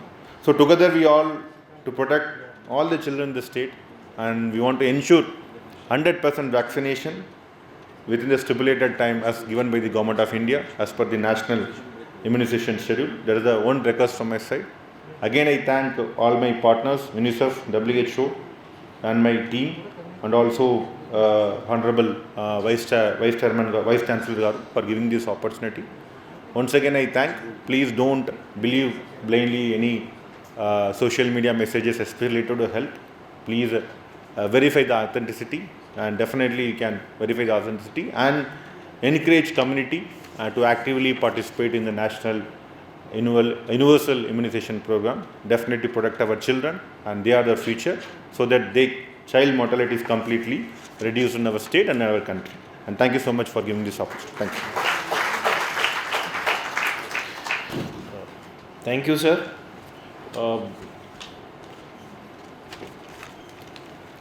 ये बिल्कुल सही है कि immunisation को लेके या health को लेके मानू ने भी 2019 में बल्कि 18 में यूनिसेफ के कोलैबोरेशन से ही हेल्थ जर्नलिज्म का स्पेशल कोर्स शुरू किया था, और मुझे लगता है कि शायद हिंदुस्तान की पहली यूनिवर्सिटी है. We are the first university to launch a health journalism course in this campus. और हमें खुशी है कि जब पूरे दुनिया में कोविड लोगों को परेशान कर रहा था, तो हमारे बहुत सारे स्टूडेंट्स हेल्थ रिपोर्टर के तौर पे, हेल्थ जर्नलिस्ट के तौर पे बहुत सारे मीडिया ऑर्गेनाइजेशन में अपने खिदमत अंजाम दे रहे थे.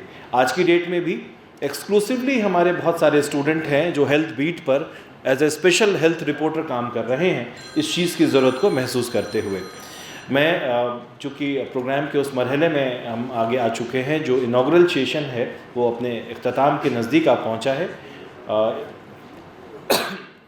बहुत ही अदब और एहतराम के साथ आज के इस प्रोग्राम के सदर, इसकी सदारत कर रहे यूनिवर्सिटी के हरदिल अज़ीज़ वाइस चांसलर, जिनकी क़यादत की वजह से ही ये सारी चीज़ें मुमकिन हो पाती हैं. मैं आपको बताऊं कि अभी समर वेकेशन चल रहा है और हॉस्टल बिल्कुल खाली करा लिए गए हैं रिनोवेशन के लिए. ये जो भी स्टूडेंट्स हैं, पार्टिसिपेंट्स हैं, जो शहर के अलग अलग कोने से आ रहे हैं या तमाम डिफरेंट कॉर्नर्स से आ रहे हैं, बहुत सारे प्रोफेसर्स हैं जो छुट्टियों में हैं, लेकिन आज के प्रोग्राम की वजह से वो लोग यहाँ आज स्पेशली आए हैं. बहुत सारे स्टूडेंट्स आए हैं, सोसाइटी के जो डिफरेंट स्टेक होल्डर हैं वो भी आए हैं. हम उनका शुक्रिया अदा करते हुए बहुत ही अदब और एहतराम के साथ दरख्वास्त करते हैं अपनी यूनिवर्सिटी के ऑनरेबल वाइस चांसलर आली जनाब प्रोफेसर सैयद ऐनुल हसन साहब से तालियों से इस्तकबाल करें उनके सदारती खिदमात के लिए, अपने कलाम के लिए.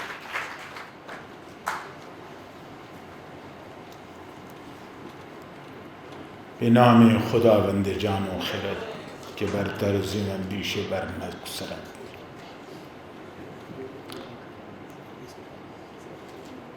Dignitaries on the dais and off the dais,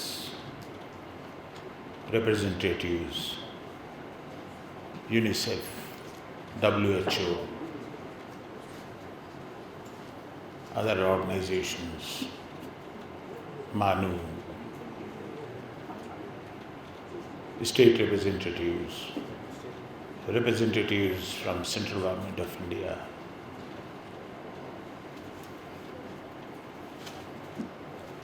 our guests from Hyderabad and elsewhere, girls and boys.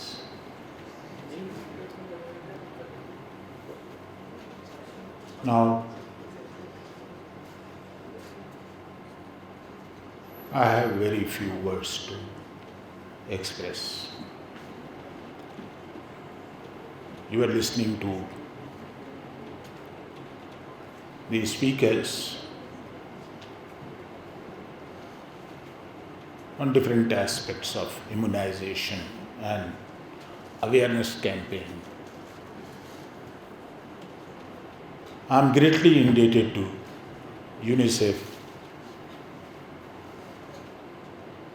for a kind of collaboration with Maulana Azad National Urdu University in this campaign. And they have chosen the right person, Professor Muhammad Faryad.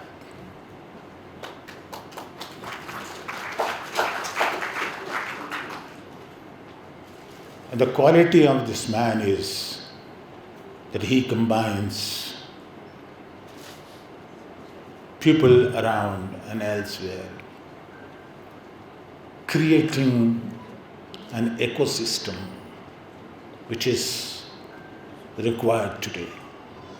We must build an ecosystem, and diversity is the crux of the matter. Without this diversity, we cannot move even 1 inch. I am really amused by the words expressed by our Islamic scholars when they say, ला तुल्कू ऐदीकुम इला तहलका, अपने आप को हलाकत में मत डालो. This is the preamble of our health. And this is what we feel, that we should create a congenial environment of togetherness,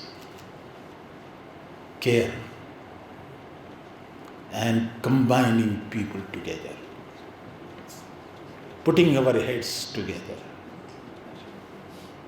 to decide in all matters, including, which is very important, including our health. If we are healthy, we can think big. If we are not healthy, we are unable to think. So I believe that prevention is better than cure. We must prevent diseases. But immunization should not be seen in isolation. When we say, okay, let us go for a drive, vaccines, drops, immunization for all 100%, we should also think about providing clean drinking water. We should also think about creating an environment which is pollution free. In Hyderabad only, can anybody say that the water in the water bodies of Hyderabad, they are all safe water, drinking water? Water can be utilized. We should think about it. We can go to thick and dense populated area. But are we really aware that what kind of water they consume? What kind of food they consume? Is it not our responsibility to look into all these aspects of life? So we should save everybody's life by looking into all these aspects of we are inhaling what and what we are giving to others. That is a big question before us. Let us also think. And when you say, when you make references of the Holy Quran or ahadith or sayings of the religious people, authorities, they are mentioned in Holy Quran. Jannat adnin tahtiha al-anhar. Tahtiha al-anhar. So do we have any responsibility towards anhar? Well, this is also to be taken into account very seriously. We talk about flora and fauna. Only talking? Let us create a sacred environment and see where the flora and fauna is. Are we preserving our trees? Are we preserving our pasture? Are we preserving our green passages? This is also our responsibility. when Maulana Azad National Urdu University is creating a biodiversity pond, well, many people disagree. But yes, there is a lot agrees. And the governments, those responsible officials, they visit our campus and they say that, look, you are doing the best job. Because you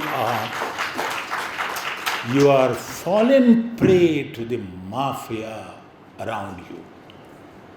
What they have been doing, now we say, what kind of heat they are generating?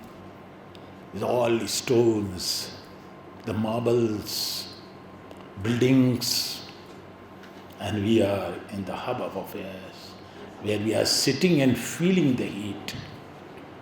How to prevent them? When I say prevention is better than cure, can you prevent them? They are sucking your water, whether they are sucking your water or sucking your blood. It has to be seen very seriously. And I believe that with our campaign and with UNICEF and WHO, let us pay attention to all these matters also. All the officials sitting here, responsible people sitting here, they know under what conditions we are passing through, under what phase we are passing through. And let us, all of us, this is not individual's responsibility. This is collective responsibility of each and every individual to sit together and think and talk about it and resolve the issue. I'm not here to deliver a long speech, otherwise I have too many things to say. But yes, I am optimistic. I'm not pessimistic. Mirza Ghalib was a little pessimistic when he says कि रहिए अब ऐसी जगह चलकर जहाँ कोई न हो, हम वतन कोई न हो और हम ज़बां कोई न हो। पड़िए जब बीमार तो कोई न हो तीमारदार, और अगर मर जाइए तो नौहा कोई न हो। But I am a little optimistic and I will say that, look, why should we fall prey to diseases? Let us start this campaign right now and preserve lives of many and our children, our young and our entire generation, youth, ladies, elderly people. But yes, we must be focused. We realize that there is awareness. We have so many off campuses. Don't confine yourself to this campus only. I request you to please go to other campuses also and see how they are reacting. Awareness comes from within. It's not that you teach, rather you realize them. You realize from within.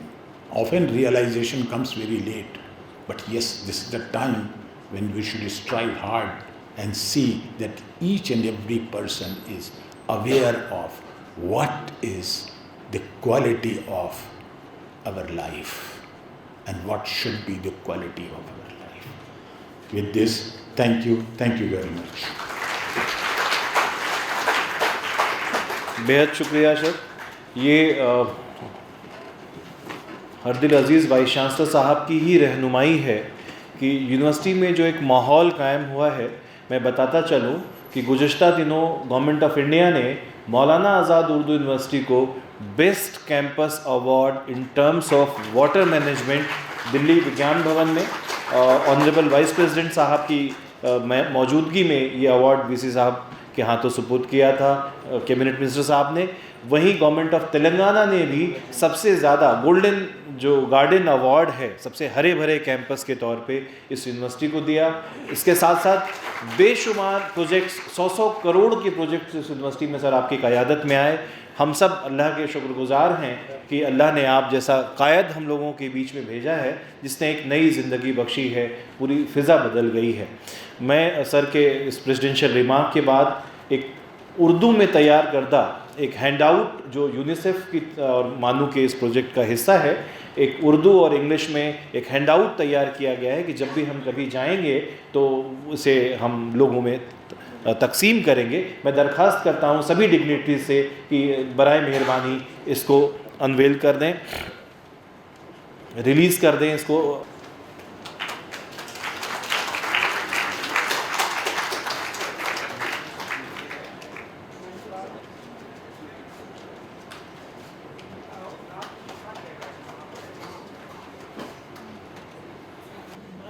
اب میں اپنے registrar صاحب professor شیخ اشتیاق احمد صاحب سے درخواست کروں گا کہ جو ووٹ آف تھینکس کا فریضہ ہے وہ انجام دیں.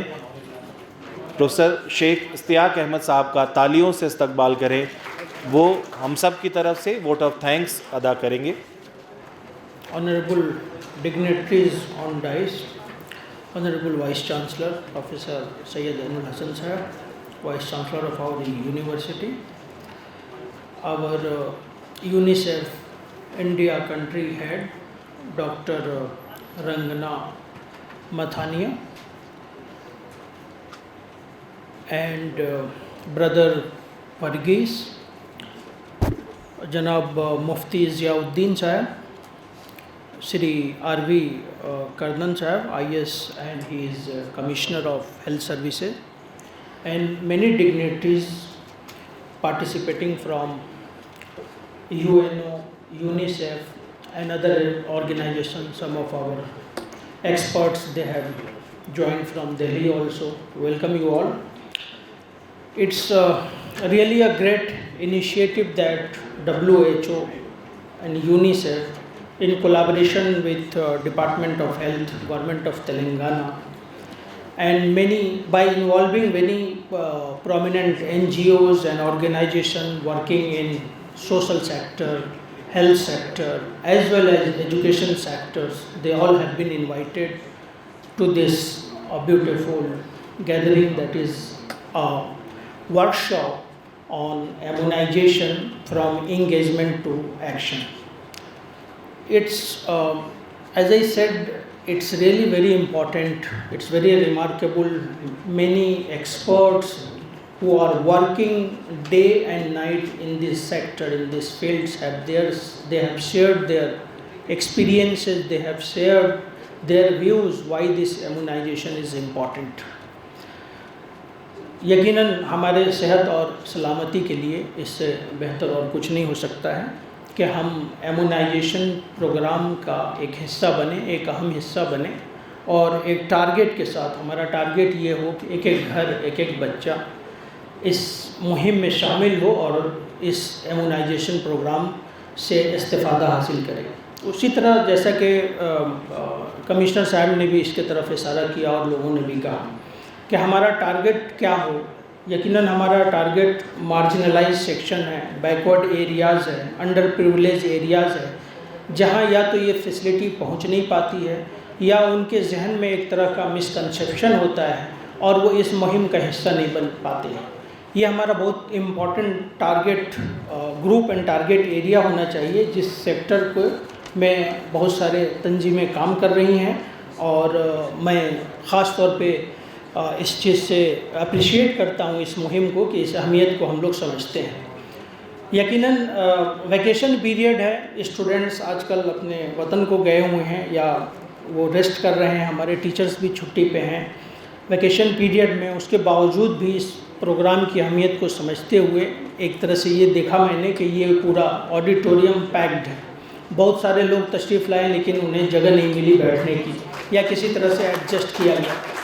آپ کے اس جذبے کو یقیناً میں سلام کرتا ہوں، اور میں امید کرتا ہوں کہ اس طرح کے نیک کام میں آپ یقیناً ہمیشہ ایکٹیو رہیں گے اور جس مقصد کے تحت اس ورکشاپ میں آپ شامل ہو رہے ہیں اس مقصد کو کامیاب بنانے میں بھی آپ کی یہ محنت نہایت ہی مفید اور کارگر ثابت ہوگی۔ ایکچولی دیکھا جائے تو ریئل جو انٹرسٹ ہے وہ رکھنے والے آپ ہی لوگ ہیں، یعنی اگر آپ ایکٹیو نہ ہو، ہم اس اہمیت کو نہیں سمجھیں تو یقیناً اس ورکشاپ کو کامیاب نہیں بنایا جا سکتا، یا یہ نیشنل یا انٹرنیشنل لیول پہ یہ جو مہم چل رہی ہے اس کو کامیاب نہیں بنایا جا سکتا ہے۔ UNICEF کی جو ہیڈ ہیں انہوں نے بھی اپنے شیئر کو اپنے ملک کے حوالے سے انہوں نے بتایا کہ وہاں کس طرح سے صورتحال تھا اور کیسے اس ٹارگیٹ کو اچیو کیا گیا ہے۔ یقیناً اس کے لیے ایک ایکشن پلان کی ضرورت ہے، ایک اویئرنیس کی ضرورت ہے، social sector, community services, civil society اور مختلف فیلڈ میں جو لوگ ایکسپرٹس کام کر رہے ہیں ان کا جو کنٹریبیوشن ہے یا ان کے جو ویوز ہیں، اور ہمارے جو ٹیکنیکل سپورٹ دینے والے لوگ ہیں، جو ہمارے جو ڈاکٹرس ہیں، ہیلتھ اسٹاف ہیں، نرسز ہیں، آپ سبھی کا رول بہت امپورٹنٹ ہے، اور یقیناً ایک خاص ایکشن پلان بنا کے ہم لوگ ٹارگیٹ گروپ کو اچیو کریں گے۔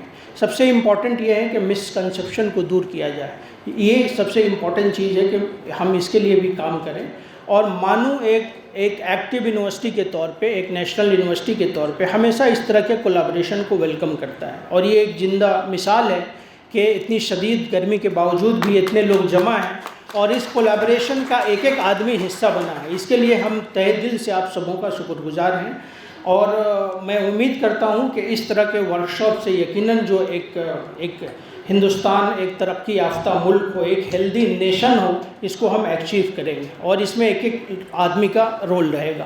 یقیناً ہم آپ سب کے شکر گزار ہیں، خاص طور پہ اپنے مہمانان جو تشریف لائے ہیں، UNICEF کی کنٹری ہیڈ برادر ورگیز صاحب، مفتی ضیاء الدین صاحب، عربی کرنا صاحب، اور ڈفرینٹ ڈگنیٹریز جن سے ہمیں ابھی چائے کے دوران ہماری ملاقات ہوئی تھی، اور بہت سارے ایکسپرٹس جو ٹیکنیکل سیشن میں شرکت کرنے کے لیے آئے ہیں، آپ سبوں کا ہم شکر گزار ہیں۔ ساتھ ہی various organisation, NGOs، students, media team, technical team, and last but not the least professor Faryad صاحب کا بے شکریہ۔